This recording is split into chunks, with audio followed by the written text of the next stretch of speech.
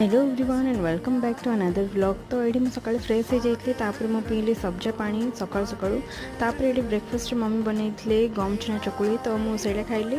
तापर जाकिना मुझे face pack apply कली जोड़ा रही दही बेसन और मु हल्दी एथर यूज करनी एथर मु यूज कर चंदन तो सी तीन टाक मिसिकिना फेस पैक लगे छाड़देली।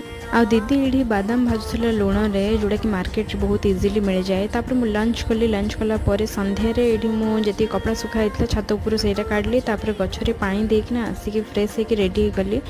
मात्र ता आगु एत वर्षा है आम मार्केट जापारू कि नहीं भावुलु मात्र जल्दी ही वर्षा कमीगला। तापर आम गलु वाओ मोमोज पाखे जो आम तंदूरी मोमोज ट्राए करूँ फर्स्ट टाइम ट्राए करी बट भल था यहाँ। तापर आम लेस वगैरह किणवार तो सीठी गलु आपर ग्रोसरी भी केतटा जिनस रही जाता से किणवा गलु आइसक्रीम आणु भावुलु मात्र पाग जमती थिला तो आणिलु ना आउ। तापर बुक स्टोर टे काम सरिलु आ पळे आसलु and thank you for watching bye.